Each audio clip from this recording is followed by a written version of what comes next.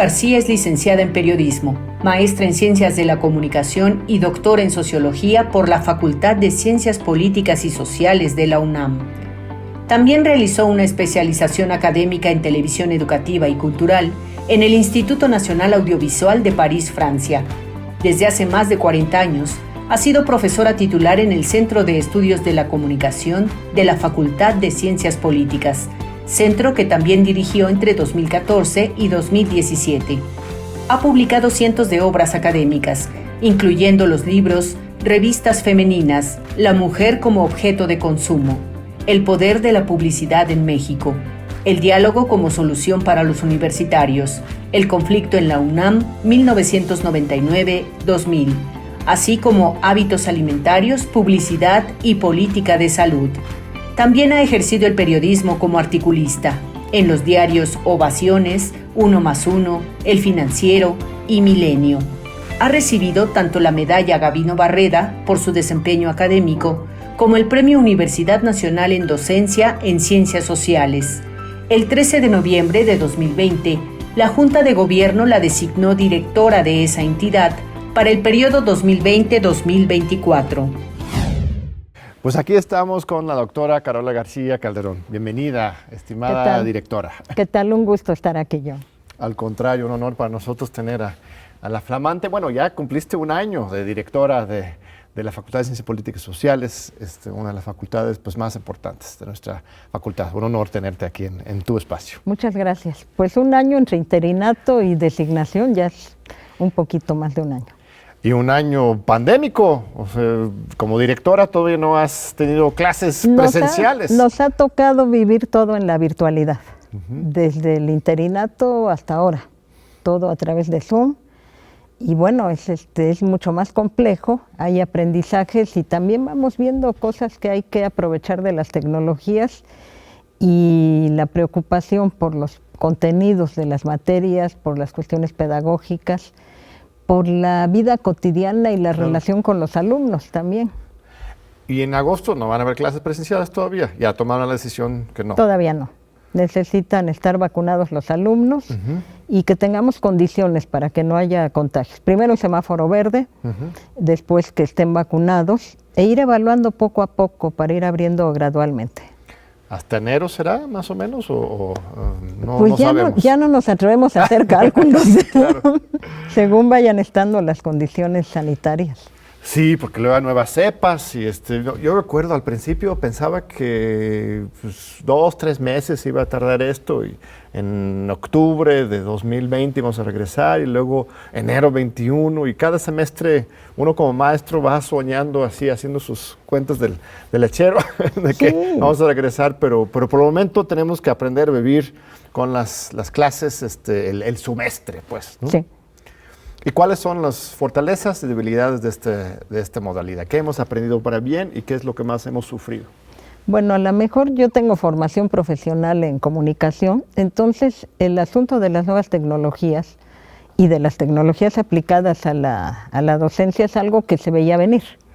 No tan pronto, ni tan rápido, ni de manera tan intensa como nos tocó implementarlas, pero de alguna forma estaba ahí. Como que sí había cierta consideración de que vamos a usar en el futuro o se incorporaban ciertas tecnologías, pero nos dejó ver esta pandemia también que hay muchísimas cosas que se pueden aprovechar ahí, pero también hay rupturas de procesos a los que estábamos acostumbrados. Cuando se habla de vida cotidiana, la vida cotidiana también plantea rupturas y una crisis sanitaria como esta pues lleva a modificar patrones de vida cotidiana que trasladados al sistema escolar, pues son patrones que se rompieron o se modificaron y que de alguna forma no van a volver a ser iguales cuando regresemos. No podemos hablar de una normalidad exactamente igual como la teníamos antes, ¿no? Sino será una realidad donde tenemos aprendizajes de cómo usar las tecnologías, de los riesgos también de tecnologizarnos demasiado, y más hablando de un país como México. Sí, por supuesto. Yo sí sé que regresando a la pandemia va a haber muchas reuniones, quizás algunas clases, pues que sigamos haciendo de manera virtual, ¿no? Ahorras el tráfico, ahorras el tiempo, incluso con la familia, y no es necesario necesariamente trasladarte de un lado a otro para cualquier reunión. Entonces vamos a ser, yo creo que más estratégicos de cuándo y por qué y dónde tener estos encuentros personales. Pero sí, esto de la vida tras la pantalla es muy triste. Lo veo mis hijas, igual son los adolescentes son las que más sufren, ¿no? A nivel medio superior, secundaria, cuando apenas están conociéndose y conociendo a sus amigos. Y, bueno, la licenciatura también, o sea, necesitamos esa socialidad, ¿no?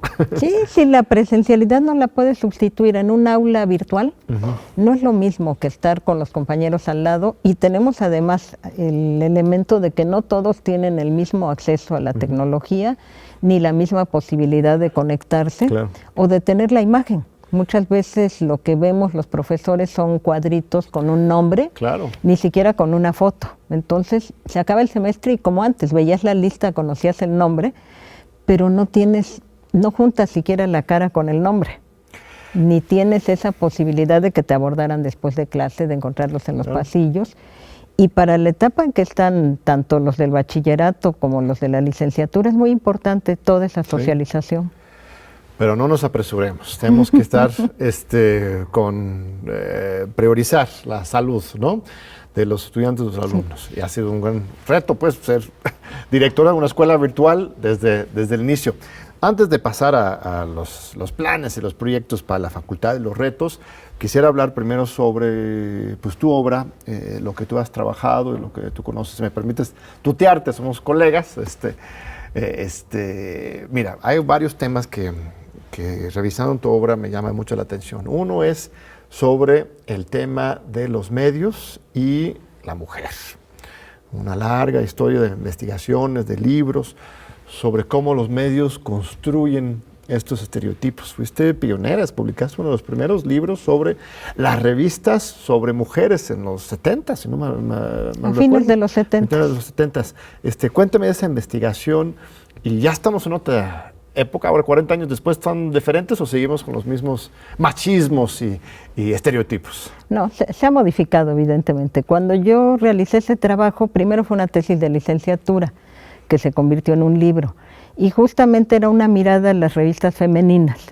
El mismo título que hablaba de la mujer como objeto de consumo estaba centrando la discusión entre las imágenes tradicionales de las mujeres, el ama de casa, la esposa, las hijas, las mujeres dedicadas al hogar, al ámbito doméstico, y la irrupción de las mujeres, que hay un fenómeno ahí con respecto a Cosmopolitan en Estados Unidos, que llega a México. Cosmopolitan llega a México en 75, y esto da esta imagen de sexualización de las mujeres.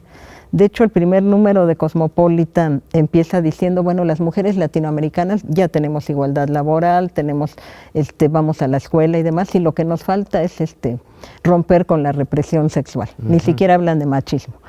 Esa imagen se fue construyendo, después la retomaron otras revistas. Yo sostengo que todavía la prevaleciente es la imagen tradicional, a la que aludíamos, los estereotipos, que siguen estando.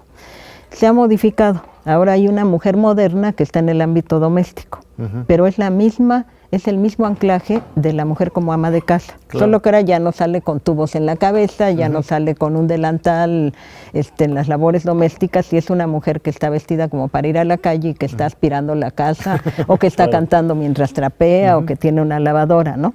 Esas imágenes se mantienen. Se modernizan algunas, incorporan a los hombres, por ejemplo, en las imágenes que tienen que ver con maternidad, con cuidado de los hijos, y surgen nuevas.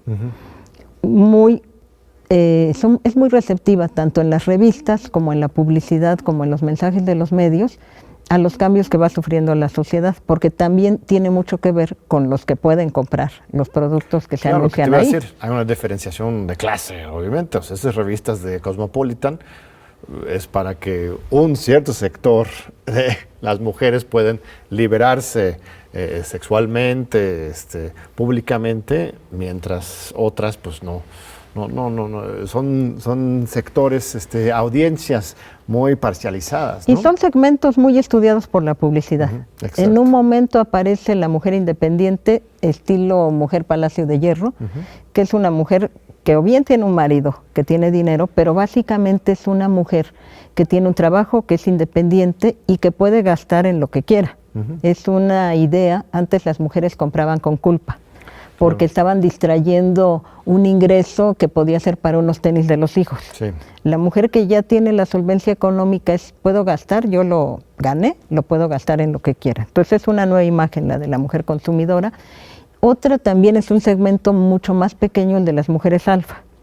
Y ahí surgen publicaciones como Mujer Ejecutiva, claro, que van dirigidas a mujeres que tienen posiciones de mando, que son un segmento pequeñito si lo vemos a nivel social, pero que cubren distintos mercados, distintos nichos. Por supuesto, a eso me refiero, la imagen predominante sigue siendo la tradicional.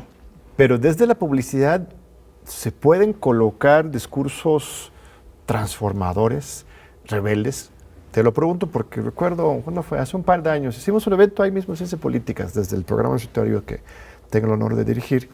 Y una de las ponentes, una magistrada electoral, puso unos anuncios de Nike, que eran muy poderosas, a favor del empoderamiento de la mujer, ¿no? El de Just Do It, ¿no? Solo hazlo, y era muy feminista, fuerte, una imagen de mujer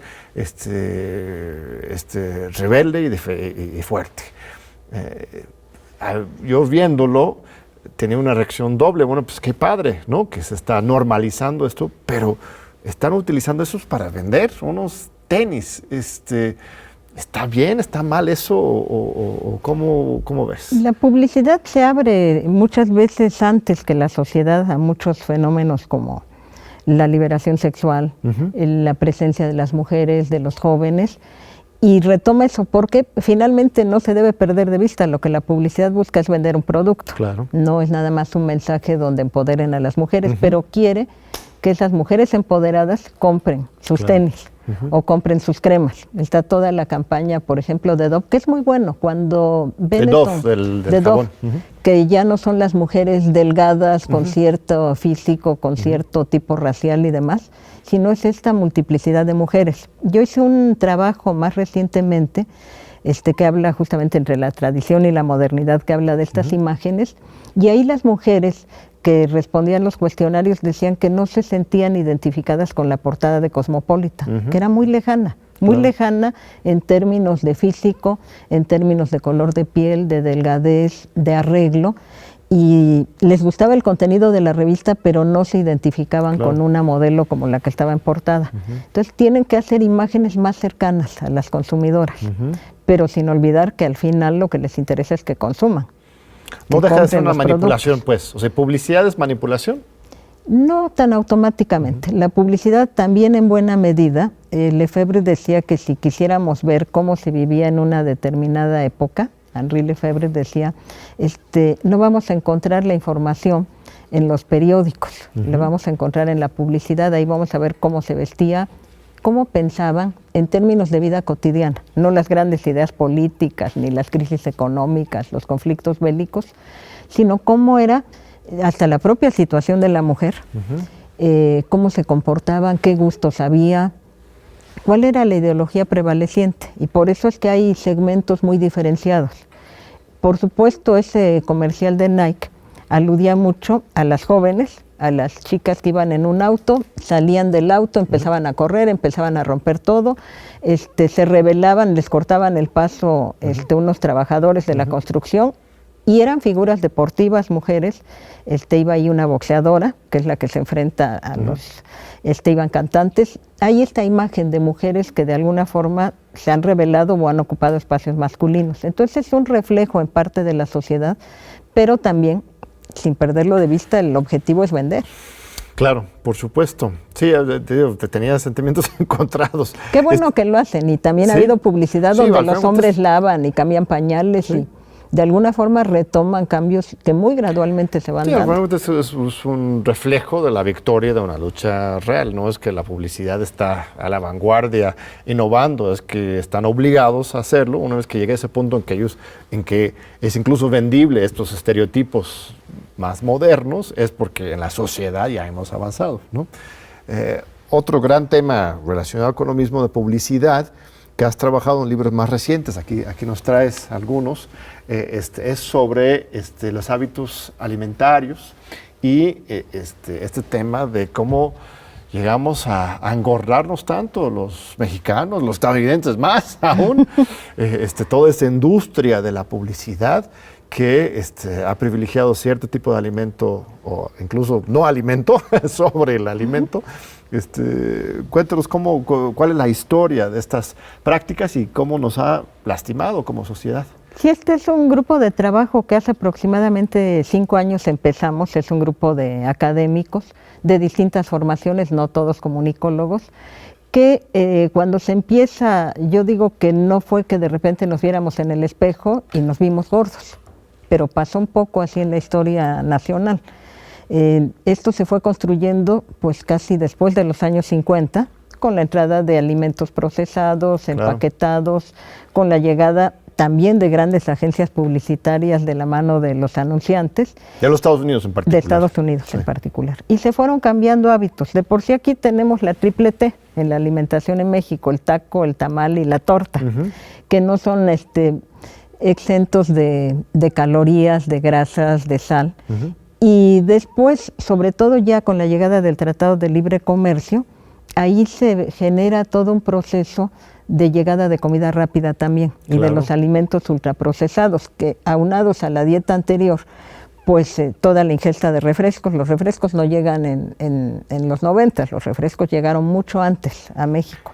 México es el país que más consume Coca-Cola y refrescos en general, pero Coca-Cola en particular, entiendo, en el mundo entero, ¿verdad? Y es el país que tiene más presentaciones en envases de refrescos, desde las botellas más pequeñas hasta los envases de 3 litros. Y no vamos, así como tenemos en latas, en docenas cristal, de tipos de maíz, ¿sí? También. Sí, y eso habla mucho del tipo de consumo. A raíz no tanto del etiquetado, de las primeras medidas, cuando salen de la escuela, de la educación básica, los refrescos y los alimentos de bajo valor nutritivo, reducen los tamaños. Porque antes la tendencia eran tamaños más grandes, 1 litro, 2 litros, 2 litros y medio, 3 litros, y después el más pequeño era de 600 mililitros, se empiezan a bajar. Ahora tenemos envases mucho más chiquitos para tomarse 2 o para tomarse uno sin ninguna culpa. Más accesibles los de menor poder adquisitivo, a los niños, etcétera, toda una estrategia de segmentación de mercado. Vamos a un breve corte, estimada Carola, y regresamos ahorita con la directora de la Facultad de Ciencias Políticas y Sociales de la UNAM. No se vayan.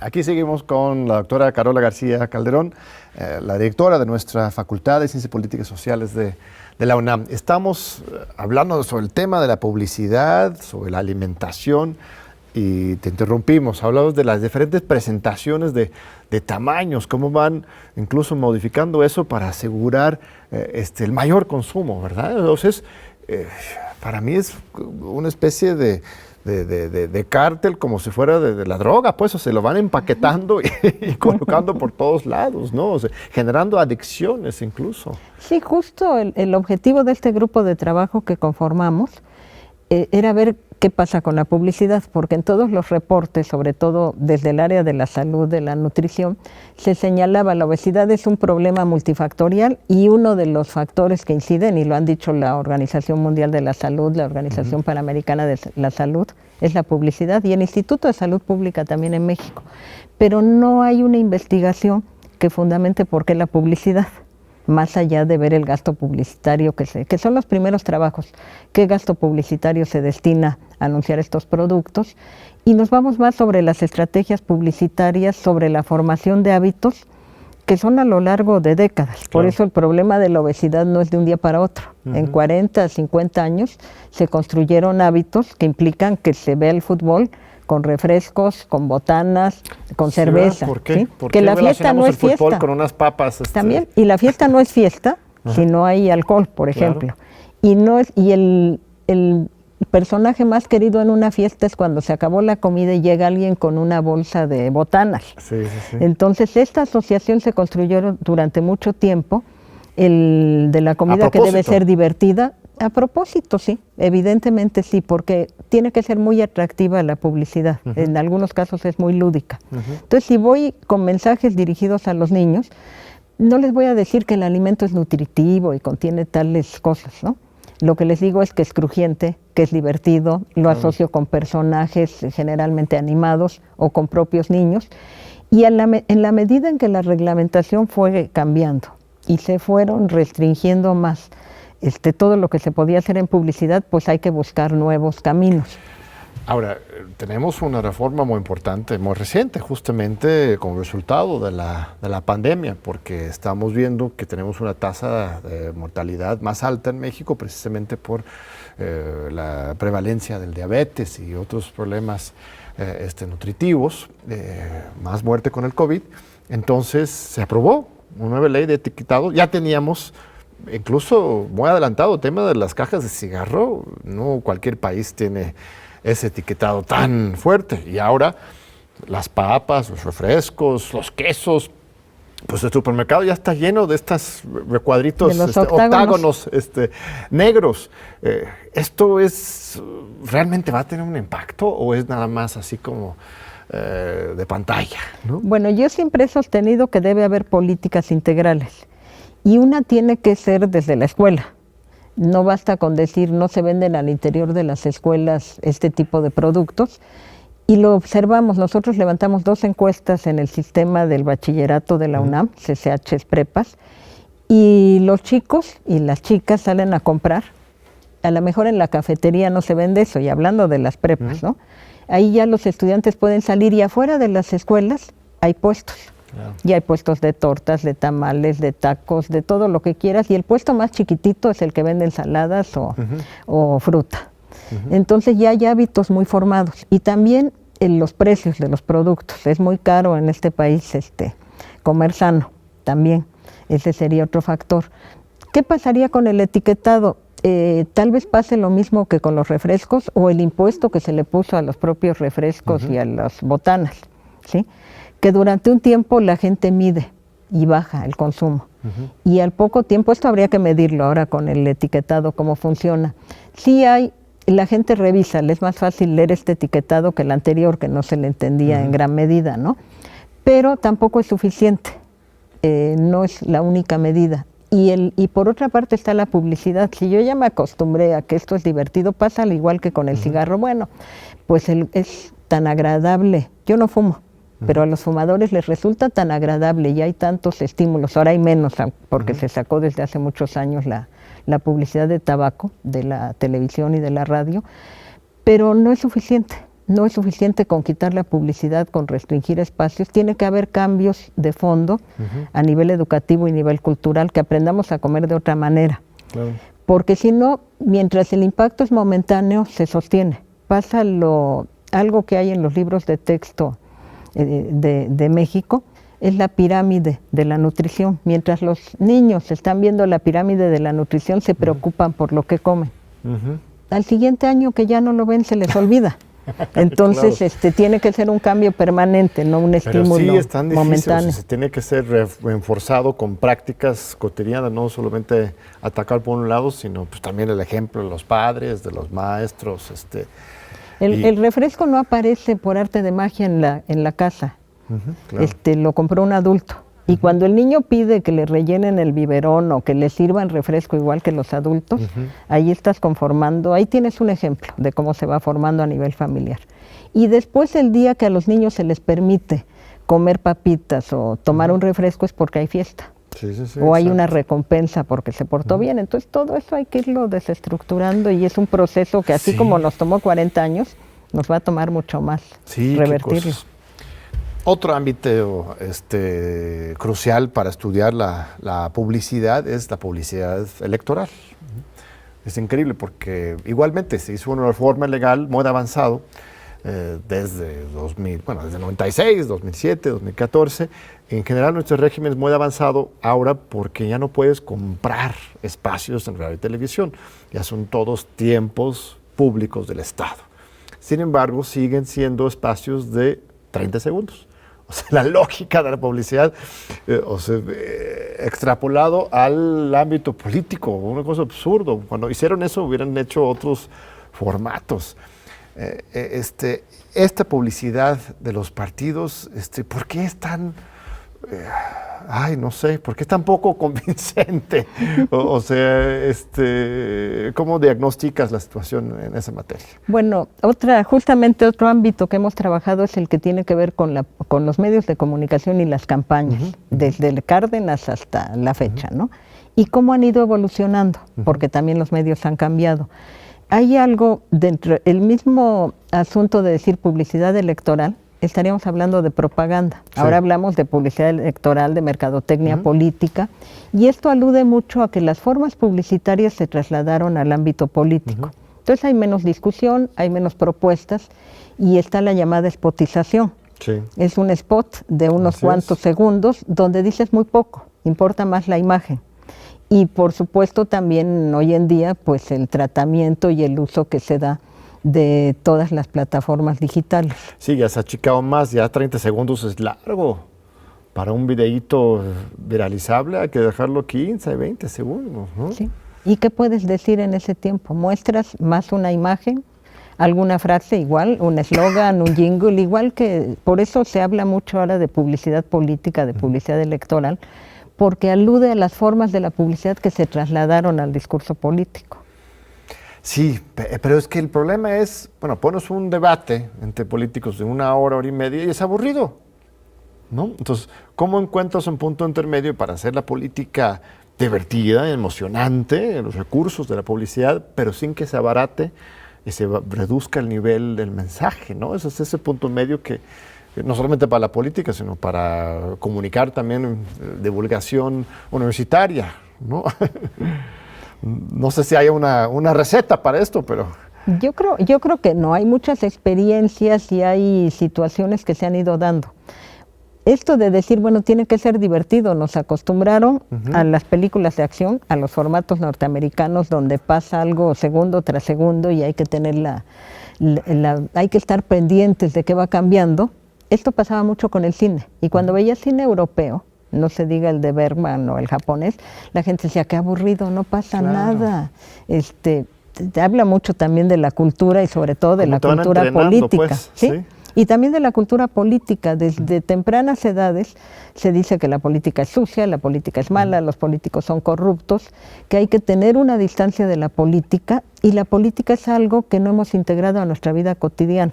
Más que la política, los derechos como ciudadanos, nuestro actuar como ciudadanos, y entonces yo me desentiendo, que hagan los políticos lo que quieran, y eso no me compete a mí, porque yo soy bueno y noble y no me meto en política. Que mucha gente dice eso, yo soy apolítico, yo no hago política, los políticos están lejos de mi radar, ¿no? Sí. Y para vincular los temas del principio al final de esta discusión hasta ahora, también hay imágenes femeninas muy específicas y masculinas también dentro de la política. O sea, seguimos con un esquema bastante sexista y machista en la política, ¿verdad? Sí, porque también tenemos que cambiar. Las mujeres no hemos tenido muchos referentes con los cuales identificarnos. En algún momento antes del programa lo comentábamos. ¿Sí? Las primeras mujeres que incursionan en posiciones políticas importantes toman referentes masculinos, desde su forma de vestir, su forma de actuar, porque algo que se decía a las mujeres es, está ahí como adorno, o está ahí porque ahora se habla de cuotas de género, de floreros también. La metáfora del florero es jamás lo usarían para referirse a algún funcionario público. Y muchas de las mujeres que han llegado a escaños políticos de ciertos partidos están ahí porque hay que tener una presencia femenina, y jamás hablan, jamás presentan una iniciativa, pero son imágenes, son estereotipos muy fuertes que condicionan muchas veces o que se refieren al actuar de las mujeres en política. Esto de que las mujeres se les critica por cómo se visten, por si se arreglan o no se arreglan, por si cambiaron la imagen, por si compraron ropa. Yo me acuerdo mucho, había una referencia de las primeras mujeres diputadas, cuando empiezan a transmitirse o a grabarse alguna situación, a los hombres se les tomaba durmiéndose en el Senado o en la Cámara de Diputados. Si una mujer se estaba pintando, retocando el maquillaje, esa era la imagen del día. Es la frivolidad, ¿no? Supuesta. Sí, entonces se asoció a las mujeres con que son débiles, con que se mueven por el corazón, que no toman decisiones igual que las tomaría un hombre, y las mujeres tuvieron que hacerse más fuertes y tomar imágenes muy masculinas, pero no se habla del desempeño de las mujeres. También hay estereotipos sobre las mujeres en la política. Y que bueno, igual que las imágenes de los hombres, si el señor se duerme en la Cámara de Diputados, pues evidentemente es algo que los medios se van más hacia esas imágenes más espectaculares, fuera de lo normal, que si alguien pronunció un buen discurso. Claro. Y con las mujeres pasaba lo mismo. Miren cómo ha repintado el pelo ahora, miren cómo se maquilló, miren ahora cómo se vistió. Y que pesaban, o siguen pesando mucho más, y que tiene mucho que ver con una sociedad como en la que nos desenvolvemos. No, acabamos de pasar por un proceso así. Irma Sandoval, mi esposa, ha sido pues víctima de eso, de un linchamiento mediático, una estereotipización de lo que tendría que ser una mujer política. Y es muy injusto, pues, ¿no? Porque si hay una doble estándar, ¿no? Lo que se le permite a un hombre político, pues, dar una conferencia de prensa, presentarse claramente frente a los medios, pues simplemente no se le permite a las mujeres. Y como dices, ese tema de la paridad de género es un gran avance, pero no es suficiente si no tenemos también darles la otra vuelta en que las mujeres sean igual de protagonistas que los hombres, ¿no? Sí, que asuman el papel también. Cuando se habla de la paridad de género y sale el tema de las Juanitas, pues ahí hay un gran retroceso a la causa de las mujeres. Claro. Entonces, son cosas que a nivel social, tanto hombres como mujeres, tenemos que ir modificando. Si me permites, estimada Carola, vamos a pasar a hablar sobre la Facultad de Ciencias Políticas, porque vas llegando, hay grandes proyectos que tienes para la facultad. También tiene una historia muy interesante esta Facultad de Ciencias Políticas y Sociales. Ahorita, más espérame un momentito, regresando del corte, vamos a regresar aquí con la directora de la Facultad de Ciencias Políticas de la UNAM, Carola García Calderón. No se vayan. Aquí seguimos con Carola García, muchas gracias. La Facultad de Ciencias Políticas y Sociales está cumpliendo ahora 70 años. Cuéntame un poco sobre sus orígenes de esta facultad. Bueno, podríamos hablar, si estamos hablando 1951, el 3 de mayo del 51 el Consejo Universitario aprueba la constitución de lo que sería la Escuela Nacional de Ciencias Políticas. Es hasta el 68 que se va a convertir en facultad y va a abrir sus instalaciones y sus clases en julio del 51. ¿Qué está sucediendo en el mundo? Es un momento en que hay que tratar de interpretar qué está pasando, de reflexionar sobre la composición del mundo en la posguerra, y están surgiendo escuelas de ciencias políticas en el mundo. Ahí está la figura de Lucio Mendieta y Núñez, que hace la iniciativa de formar una escuela que estudie la sociedad y que estudie la política, y que se va a desprender de alguna forma de algunas materias que había en la Facultad de Derecho. No había entonces una Facultad de Ciencia Política, un centro, ni nada. No. Toda la materia social, de gobierno. Estaba o en filosofía o en derecho, en distintas materias, ¿no? Y va a empezar con la carrera de periodismo, que se llamaba en ese entonces, ahora es Ciencias de la Comunicación, diplomacia, que es ahora Relaciones Internacionales, y con sociología y con ciencia política, que se llamaban estudios sociales y ciencias políticas. Entonces, de ahí surge la facultad con ese campo de estudio, con muy pocos alumnos, cerca de 160 alumnos. ¿De todos los años?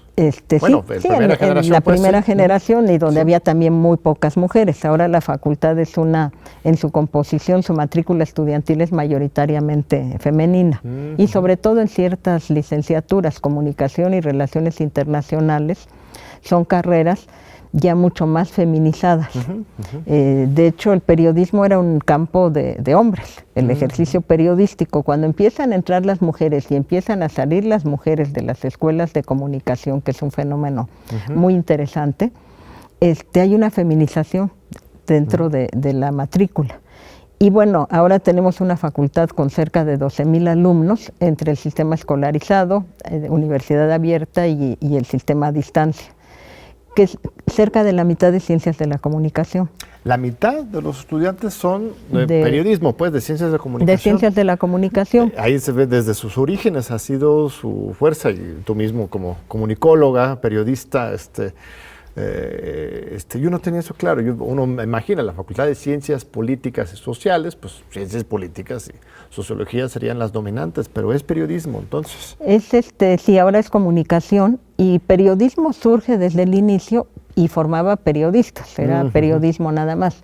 Ahora comunicación tiene más 5 amplio. Salidas terminales, una es publicidad, justamente comunicación publicitaria, comunicación política, comunicación organizacional, producción audiovisual y periodismo en los medios, porque el periodismo remitía al periodismo impreso, nada más.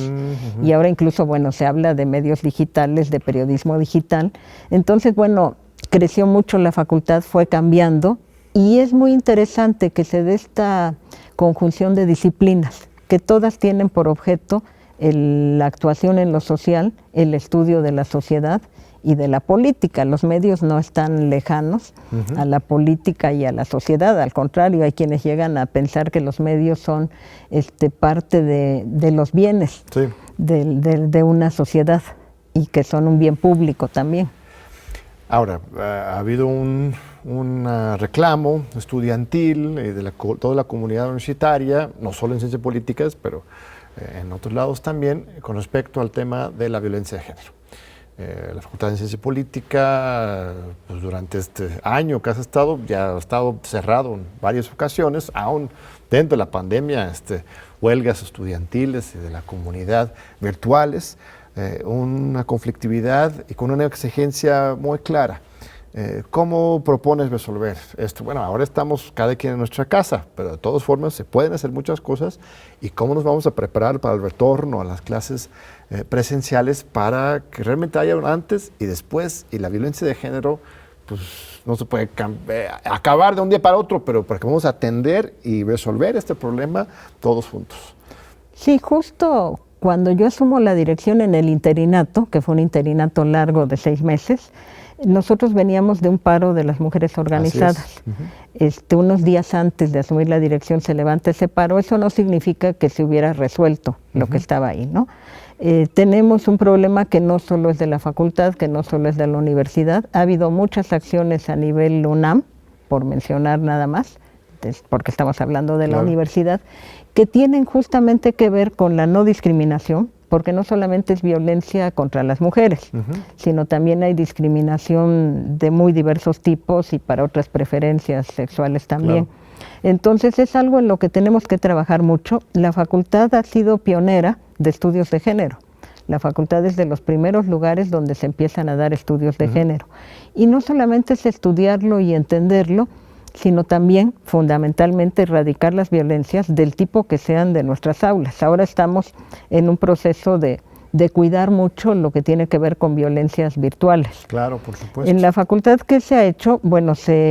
Cuando se levanta el paro, antes de que se levante, se había firmado que se iba a incorporar una asignatura justamente sobre violencia contra las mujeres. Esa asignatura ya la tenemos, es una asignatura optativa para todas las licenciaturas, ha tenido una muy buena acogida pues no solamente la toman mujeres, la toman hombres y mujeres también. Tenemos esa asignatura, se han hecho muchas acciones, tenemos una unidad de género que es todavía, la unidad de género surgió por mayo del 2020 en nuestra facultad.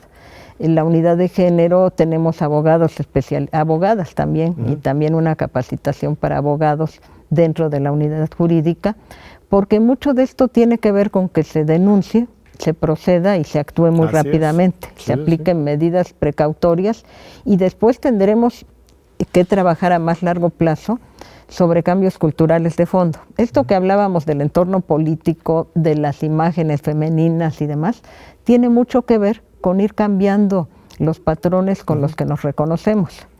Porque sí hay mucho de que cuando se habla de yo soy tolerante, es tolero al otro, lo cual no implica que lo esté aceptando como es. Entonces ese paso falta. Si podemos ahora hablar de que hay más tolerancia, pero no es suficiente eso.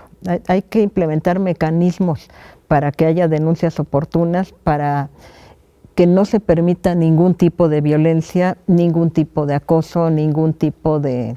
Y no solamente lo señalo, por supuesto que el tema de las mujeres se ha visibilizado mucho más, pero es un tema con el que hemos vivido mucho tiempo Sí. sin que se cobrara conciencia del mismo. Claro. Y más hablando de carreras y de licenciaturas donde hay un gran número de mujeres. Sí. Y en el bachillerato, que la situación es todavía peor en el bachillerato, porque estamos hablando de menores de edad en una buena proporción.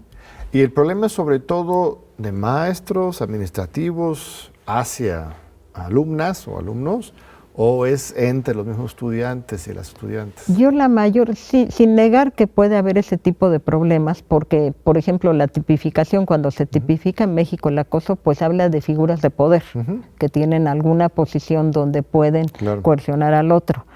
Pero la mayor parte de las denuncias que nos han llegado para tribunal universitario son entre alumnos y alumnas. O entre alumnas y alumnas y alumnos y alumnos, pero la mayoría son situaciones de estudiantes y muchas de ellas, que también esto abarcan lo que ha ido haciendo la UNAM, muchas no son al interior del campus. Claro. Es una proporción pequeña la que se da.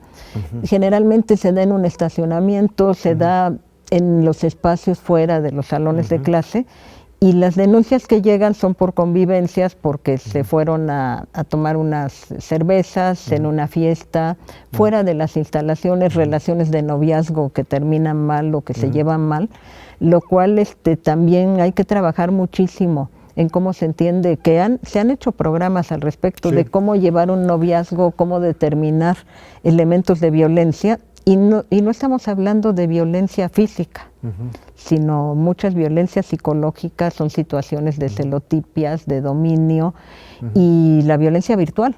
Todo lo que se da con el sexting y los dispositivos y las imágenes que llevó a la ley Olimpia esto.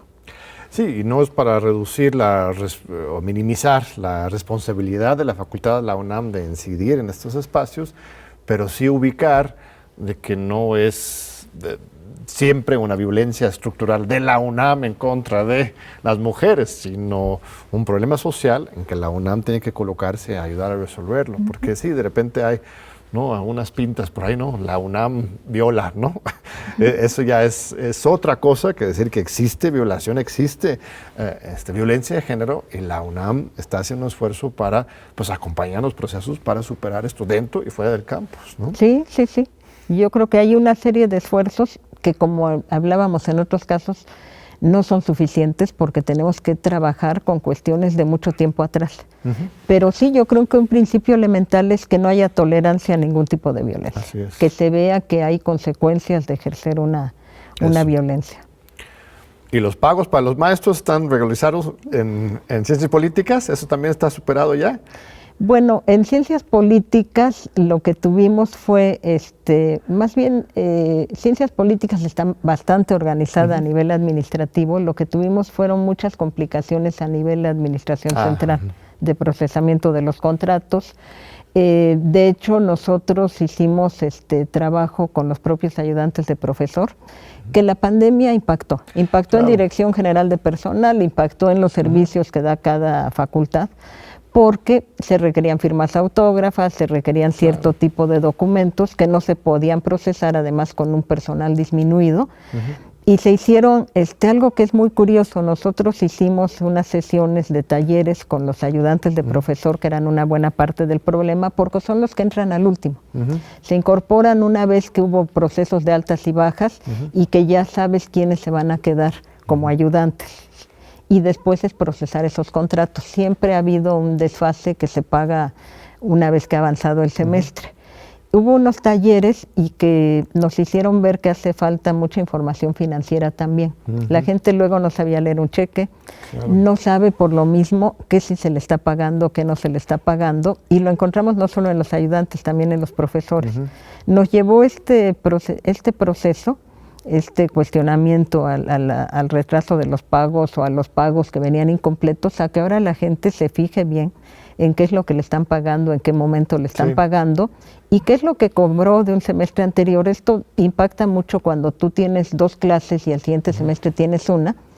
Te siguen pagando porque no se detiene el procedimiento y después te cobran a sueldos de algo que te pagaron, que te siguieron pagando. Entonces, esa es parte de lo que debemos ir conociendo. Sí se pagó a lo mejor por ahí sobre todo los retrasos mayores que hubo fue de gente que no había firmado el contrato, que en algún momento nos aceptaron después que fuera sin las firmas, pero al final siempre hay un requerimiento de que exista la firma autógrafa. Entonces, bueno, eso se procesó, vamos a abrir unas mesas de trabajo ahora regresando de vacaciones, para discutir la cuestión de los pagos. Llevó a visibilizar pues muchas otras circunstancias que hace falta discutir sobre la condición también laboral de los académicos. Condiciones laborales en general, claro, claro, trabajan mucho nuestros maestros, profesores, y sí, no siempre reciben lo que merecen. De manera generalizada en el país y pues sí, hay limitaciones presupuestales. Tenemos unos minutos más. Platícame sobre la coyuntura nacional en materia de democracia. Pues como director de la Facultad de Ciencias Políticas Sociales, ¿estamos avanzando, retrocediendo? ¿Hay un peligro de un autoritarismo populista? ¿Hay más libertad de expresión, menos? La verdad es que hay una confusión. La opinión pública está totalmente polarizada. Yo incluso diría no polarizada, sino politizada. Hay un debate político sano en este país. ¿Cómo lo analizas, si lo entiendes? Yo te diría, visto desde Ciencias Políticas contribuyó a conformar muchos organismos que hoy existen, a que hubiera más espacios democráticos. No solamente, bueno, hablemos de la democracia en México, de Pablo González Casanova, de textos, de participación de académicos nuestros. Creo que Ciencias Políticas ha tenido un papel destacado. El mismo presidente de la República también, es egresado de la Facultad de Ciencias Políticas. También. Entonces, bueno, ha contribuido en buena medida a conformar una sociedad más democrática. No podemos decir que lo hemos logrado todo y estamos en lo ideal. Creo que hay cuestiones que se pueden revisar, pero también hay que mantener lo mucho que hemos avanzado. Por ejemplo, si hablamos del actual INE, antes IFE, pues había una Comisión Nacional Electoral de la Secretaría de Gobernación, que no tenía el menor rasgo de ciudadanización. A lo mejor no nos gusta si se partidizó o no se partidizó, pero es susceptible de mejorarse.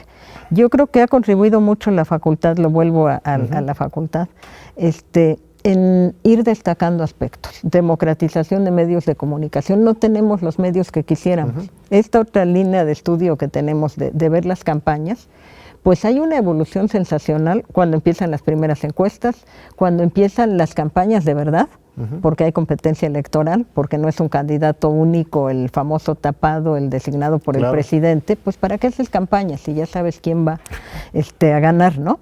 La misma manera en que se van conformando los medios de comunicación. Televisa tuvo que modificar su actuar, no digo que sea lo mejor que hay, pero es una Televisa distinta cuando se encadena Cloutier y dice, se encadena porque Televisa no dice la verdad, y cuando Cuauhtémoc Cárdenas va también a criticar a Televisa. Los espacios que no se daban, los cierres de estaciones de radio, por ejemplo, en el momento de Cuauhtémoc Cárdenas había vetos, no podía entrar siendo candidato, y ahí se avanzó mucho en términos de manejo de medios, de información. Lo que se hace con el monitoreo, que también lo hace Ciencias Políticas ahora, pues tiene que ver con eso, ver si realmente se están cubriendo los espacios que están destinados por ley para cada partido político, ¿no? Creo que tenemos que hacer una gran discusión nacional.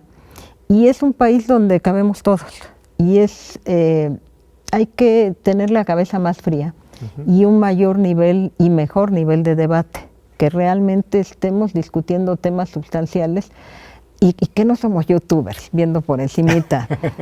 Que pasa mucho esto ahora, así como hay spotización, ahora hay mucho esta tendencia a que cualquiera opina de lo que sea y sin conocimiento de causa. O se quedan con una declaración sensacionalista y se sesga, porque yo puedo tomar, ver las nuevas tecnologías, un fragmento de una declaración y manejarlo de cierta manera. Bueno, hay youtubers y otros youtubers, hay diferentes estilos, hay periodistas, hay responsables, el medio no determina necesariamente, pero sí, tenemos que generar esos espacios. Y es un lujo para nosotros tenerte aquí en este espacio que justamente existe para generar diálogos por la democracia. Y se nos acabó el tiempo. Espero que podamos volver a conversar, estimada Carola, sobre tu obra, sobre la Facultad de Ciencias Políticas, muy pronto aquí en tu espacio TV UNAM. Muchas gracias. Muchas gracias por la invitación y estaremos presentes cuando nos invites. Claro que sí, muchas gracias y gracias a usted, este amable público, por acompañarnos en un programa más aquí en Diálogos por la Democracia. Te esperamos de nuevo aquí en TV UNAM en 8 días.